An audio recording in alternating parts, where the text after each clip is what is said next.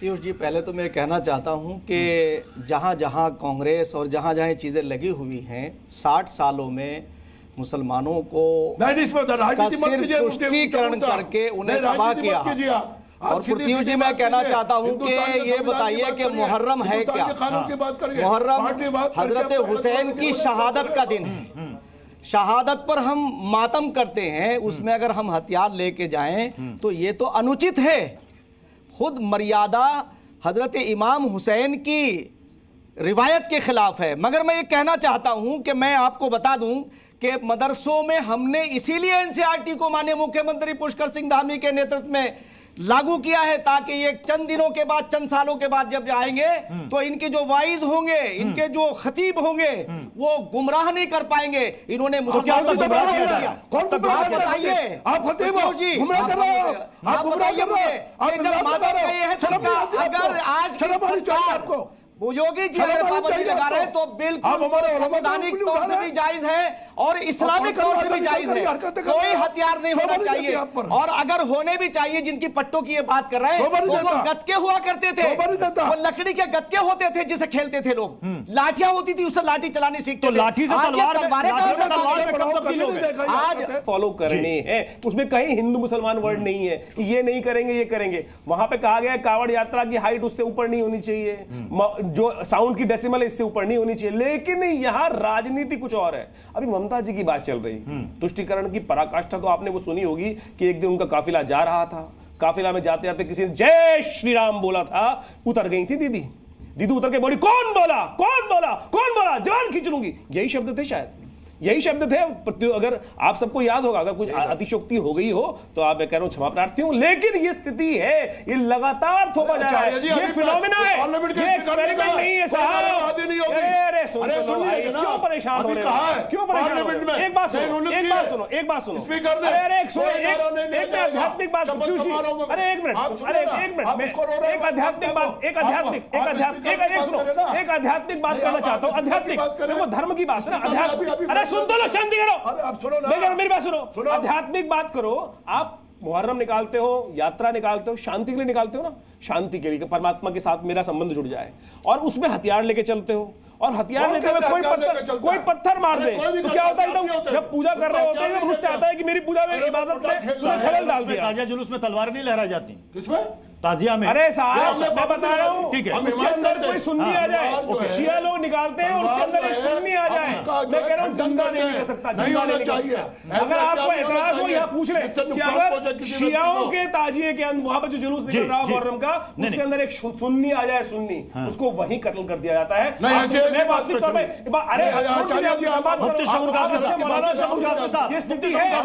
चाहूंगा कि सादी साहब के सवाल का जवाब दीजिए। वो जो स्टैंड रख रहे हैं, वो कह रहे कहां आपने हथियार देख लिया, कोई हथियार नहीं लहराए जाते। देखिए पीयूष जी, पहले तो मैं कहना चाहता हूं कि जहां जहां कांग्रेस और जहां जहां चीज़ें लगी हुई हैं 60 सालों में मुसलमानों को तुष्टीकरण करके उन्हें तबाह किया। और पीयूष जी, मैं कहना चाहता हूं कि ये बताइए कि मुहर्रम है क्या? मुहर्रम हजरत हुसैन की शहादत का दिन है।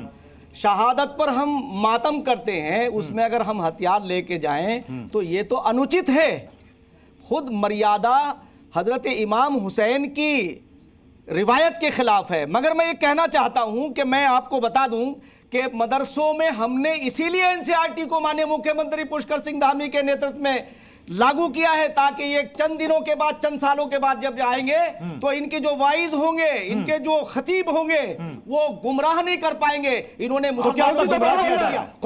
बताइए, आप खतीब हो जी, आप बताइए मुझे, जब माता कही है तो अगर आज योगी जी पाबंदी लगा रहे हैं तो बिल्कुल संवैधानिक तौर से भी जायज है और इस्लामिक तौर से भी जायज है। कोई हथियार नहीं होना चाहिए, और अगर होने भी चाहिए, जिनकी पट्टों की ये बात कर रहे हैं, तो वो गतके हुआ करते थे, वो लकड़ी के गतके होते थे जिसे खेलते थे लोग। लाठियां होती थी, उससे लाठी चलाने सीखते थे। लाठी से तलवार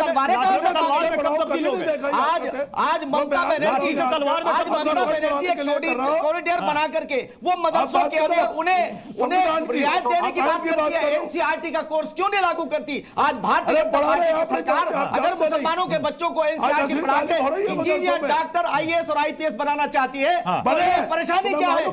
आज मुसलमानों को इमोशनल बात कर रहा हूँ। यूपी सरकार का फैसला है, यूपी सरकार का फैसला है, फैसले में कहीं भी देश में हिंदू मुसलमान का जिक्र नहीं है। साफ साफ कहा गया कि सभी पर लागू होगा। इससे दिक्कत क्या है?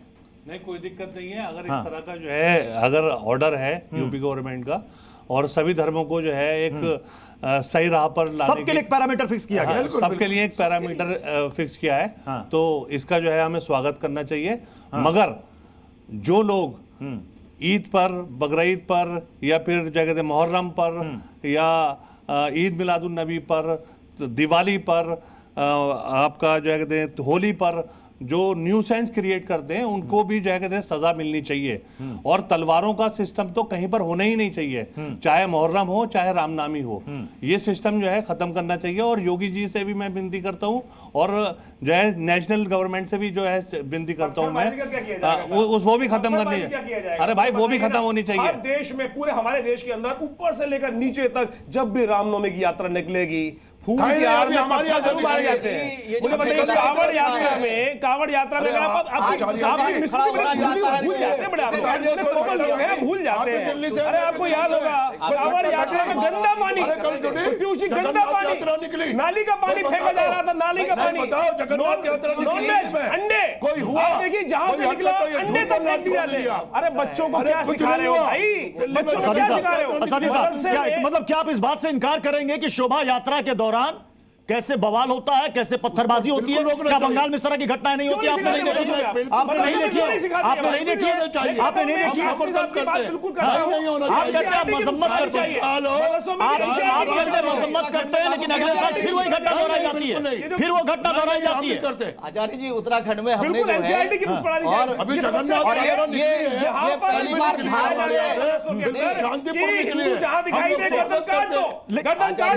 अभी दानिश कुरैशी का मैं रुक कर रहा हूं। दानिश कुरैशी, देखिए इस्लाम नहीं है। शांति की, अमन की बातें ना सुनने में बहुत अच्छी लगती हैं, लेकिन अगर वो धरातल पर नहीं उतरती तब सवाल खड़े होते हैं यहां पर। क्या बंगाल में शोभा यात्रा के दौरान पथराव की घटना को आप झुठला सकते हैं?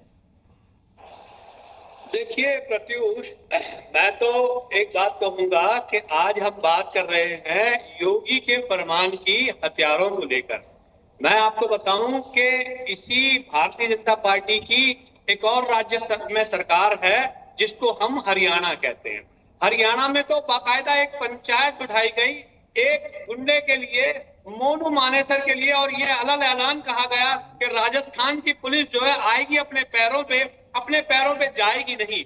तो मुझे लगता है कि ये जो हथियार के नाम की नौटंकी योगी जी कर रहे हैं, अगर थोड़ी सी सलाहियत उनको भेजी होती, क्या उनके ऊपर अभी तक कोई एफआईआर हुई नहीं हुई? इसलिए शरीर के लोगों ने छुपाया था। याद है भाई, कितनी घटना याद दिलवाऊं, एक के बाद एक लगातार कौन अपनी गाड़ियों में छोड़ के लेके आ रहा था, कहां घुमा के बचा रखी थी, कौन किस प्रकार से सरपरस्ती दे रहा था, वो भूल जाते हैं आप। अगर कोई लोग गलत काम करते हैं, कोई उनके साथ नहीं होता है। यहाँ पर आके अपनी हिदायत देने से पहले समझ लिया, अपने गिरबान में सर के देख लो कि आपके लोग किस प्रकार से, जो कतली लोग होते हैं, कातिल लोग होते हैं, गैर कानूनी हत्या करने वाले लोग होते हैं, उनकी सपोर्ट करने बैठ जाते हैं। भाग गए ना, देखो भाग गए, सच बात सुन के भाग जाते हैं।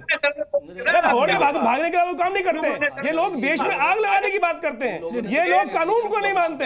ये लोग जब सुप्रीम कोर्ट का डिसीजन आता है, कहते हैं हम अपनी आने वाली पुश्तों को याद दिलवाते रहेंगे। ये उसकी पार्टी के लोग हैं, और तो और सब धर्म का विरोध करते हैं। कहीं शिवलिंग दिखाई दे जाता है तो उसके ऊपर कितना भद्दी बातें, भद्दे शब्दों का प्रयोग करते हैं। कानून का जब झंडा चलता है तो कहते हैं बोलना मत।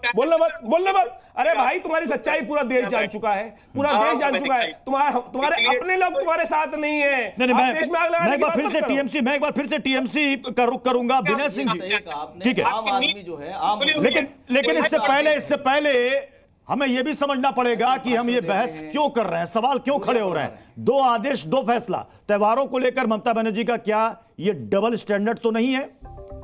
मुहर्रम के लिए जो अलग कॉरिडोर की बात की गई है, ममता बनर्जी को सिर्फ क्या मुहर्रम और ईद की चिंता है, हिंदू पर त्योहारों की चिंता नहीं है? क्या वोट के लिए तुष्टीकरण को बढ़ावा दे रही हैं ममता दीदी, क्या कांग्रेस ममता के ऐसे फैसलों का समर्थन करती है? क्योंकि इसको लेकर सवाल खड़े हो रहे हैं। और 2017 का हमने जिक्र किया, जिस वक्त कोर्ट ने भी खुद कहा था कि ऐसा लगता है मानो यह फैसला किसी एक समुदाय विशेष को रिझाने के लिए लिया गया है।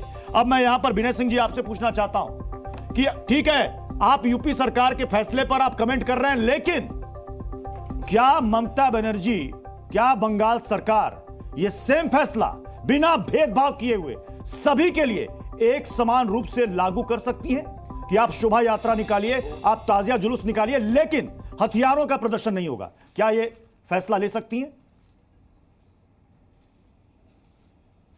देखिए,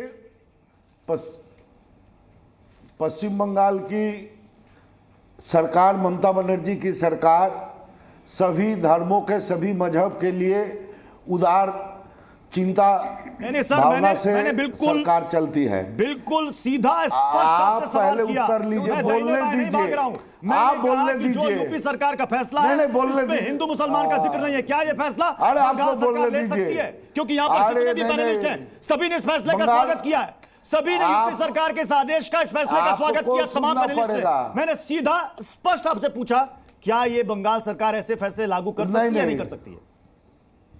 बंगाल में इससे भी अच्छे अच्छे फैसले लिए गए हैं। आपको यह जानकारी होनी चाहिए। अच्छा, जैसे दुर्गा विसर्जन का फैसला था, वही अच्छा फैसला। 2 दिन की छुट्टी होती है। सरस्वती पूजा के अवसर पर 2 दिन छुट्टी होती है। होली के अवसर पर 2 दिन की छुट्टी होती है। और बिहार के अलावे एक पश्चिम बंगाल ही ऐसा राज्य है जो कि छठ पूजा के अवसर पर छुट्टी होती है, छुट्टी होती है, अच्छी बात है सर। विसर्जन पर रोक होती है, छुट्टी क्यों होती है? अपने विसर्जन पे कहीं रोक नहीं होती है। अच्छा। पश्चिम बंगाल का दुर्गा पूजा मैं फिर से आपको देश विदेश से लोग आते हैं। नहीं बताना चाहता, मैंने और बता दिया। यूपी जैसा ये जोगी जी का बुलडोजर राज्य नहीं है कि एक धर्म को देखेंगे दूसरे मजहब को नहीं देखेंगे। ये भारतीय जुमला पार्टी की सरकार नहीं है। 400 का नारा का जो है सो फानुस हो गया, वो भी जो है सो गलत साबित हुआ। संविधान बदलते बदलते ठीक है विनय जी, मैं आपके पास दोबारा आऊंगा।